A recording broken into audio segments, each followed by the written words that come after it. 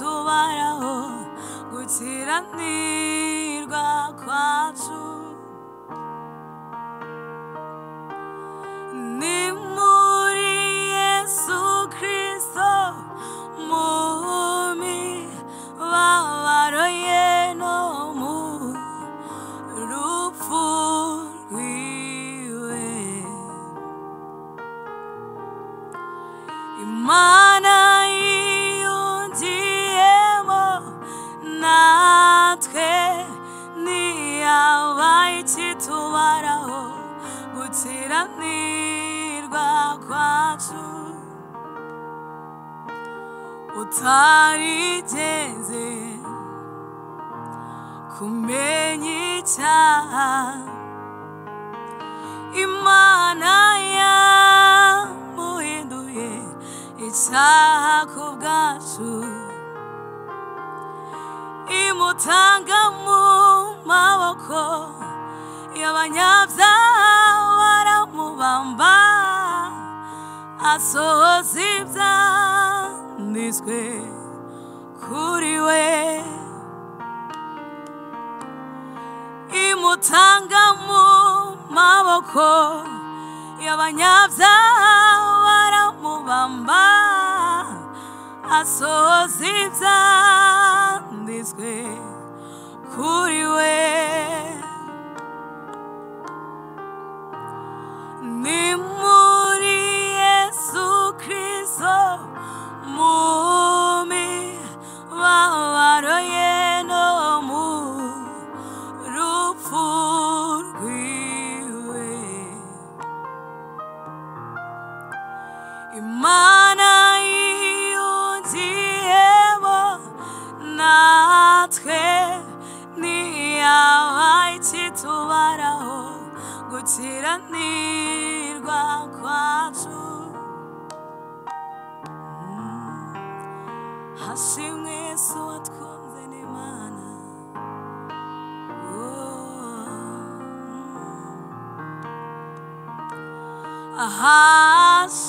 ahashimwe Yesu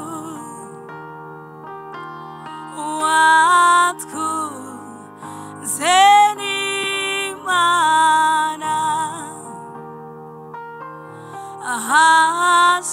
ahashimwe Yesu watwunze n'Imana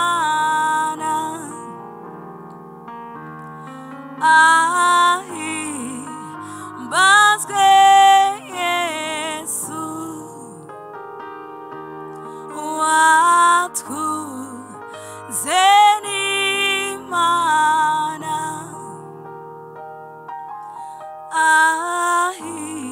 ahimbazwe Yesu watwunze n'Imana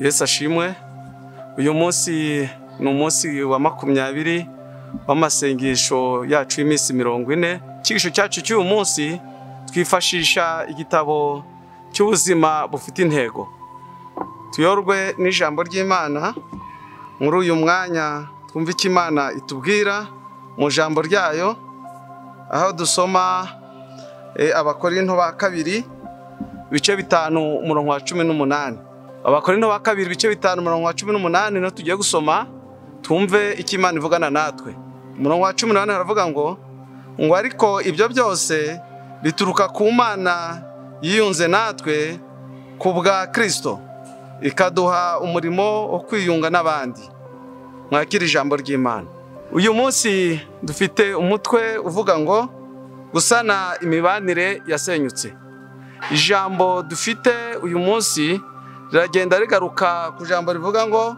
gusana imibanire yasenyutse ijambo dufite uyu munsi rifite umutwe uvuga ngo gusana imibanire yasenyutse Imana yiyunze natwe muri Kristo kandi yaduhaye umurimo wo gusana imibanire imibanire myiza iteka igomba gusanwa iyo yasenyutse.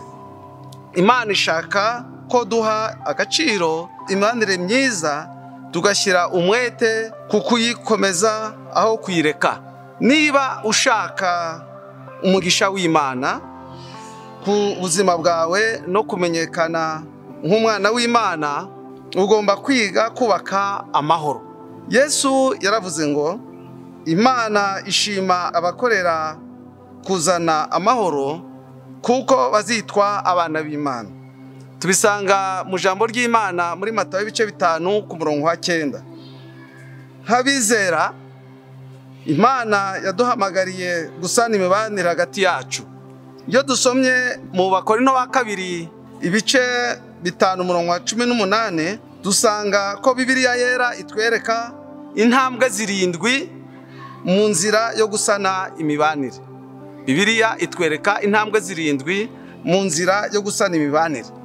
Intambwe ya mbere yatuma tubasha gusana imibanire hagati yacu na bagenzi bacu, iya mbere avuga ngo uvugane n'Imana mbere yo kuvugana no mufitanye ikibazo. Ugomba gufata umwanya wo gusenga, ukavugana n'Imana, ukareka icyifuzo mbere yo kubasha kuvugana no mufitanye ikibazo. Uganire n'Imana kuri icyo kibazo, ukereka Imana, ubanje gusengera icyo kibazo. Imana ishobora guhindura umutima wawe, igahindura nanone cyangwa se umutima wo mufitanye ikibazo. Iyo uvuganye n'Imana ugasenga mbere uko wegera uwo mufitanye ikibazo, Imana ishobora guhindura umutima wawe cyangwa se umutima w'uwo mufitanye ikibazo ukabasha guhinduka, none ukazasanga ndetse bya bibazo mufitanye bikarangira bidafite n'inkomyi. Intambwe ya kabiri nanone ubwo mu buryo bwo gusana imibanire ni iteka ryose ujye ufata iya mbere.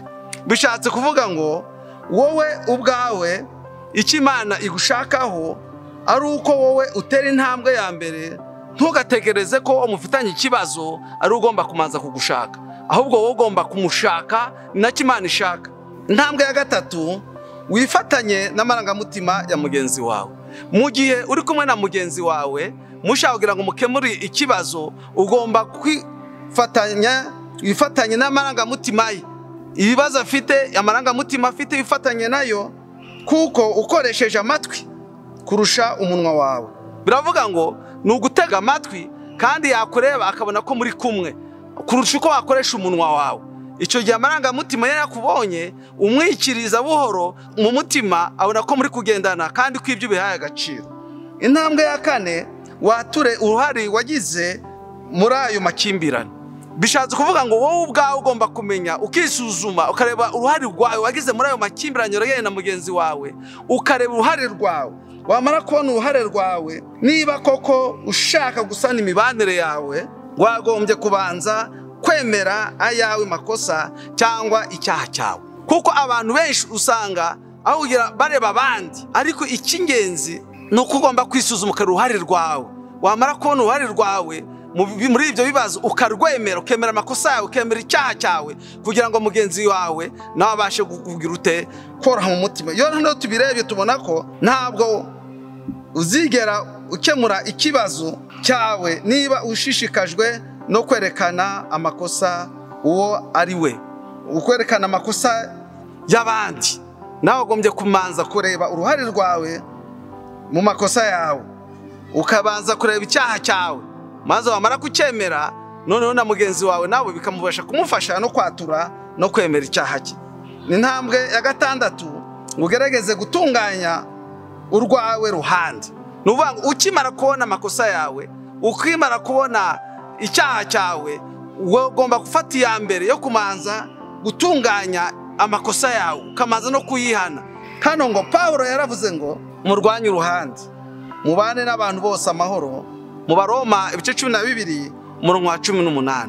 Ugomba kwifuza ngo, ndetse tubona ko n'ijambo ry'Imana tuvuga ngo nicyo gituma mpirimbanira kugira umutima utandega ikibi, ngirira Imana cyangwa abantu iminsi yose. Bishavuga ngo ugomba mu rwawe uruhande kushaka uburyo uwumva ko ushaka amahoro, mu rwawe uruhande ukumva wabana n'abantu bose kandi nta kindi cyatuma ugera kuri iyo ntego n'ubwo maze kumanza ubwawe kwisuzuma ukamenya uruhare rwawe n'amakosa yawe, maze noneho Imana ikakubabarira ikabasha no kwinjira neza mu kibazo ufitanye na mugenzi wawe. Ntambwe ya 7 mu gusana imibanire yasenyutse, ngo ushyire imbere ubwiyunge kuruta gukemura ikibazo. Icya mbere ugomba gukora ni ugushaka ubwiyunge. Mwite ko n'Imana yiyunze natwe mu mwana wawe Yesu Kristo. Ugomba gushaka gukemura, ushyira imbere ubwiyunge kuruta gukemura ikibazo. Ubwiyunge butumbira imibanire myiza. Iyo abantu biyunze bagirana imibanire myiza, naho gukemura ikibazo bigatumbira amakimbirane yabaye. Iyo ushaka imibanire uriyunga, ariko gukemura ikibazo bitumbira amakimbirane yabaye. Turebe nanone kuri uyu munsi turaza kureba ingingo yo kuzirikana ni imibanire myiza iteka igomba gusanwa. Umurongo wo gufata mu mutwe, mukore uko mushoboye murwanye uruhande, mubane n'abantu bose amahoro, uko tubisanga mu Baroma ibice 12 umurongo wa 18. Ikibazo cyo gutekerezaho, ninde ngomba kwiyunga nawe uyu munsi? Imana Data wa twese baha umugisha kandi bane namwe, ko kwibana kubane namwe none n'iteka ryose. Amen.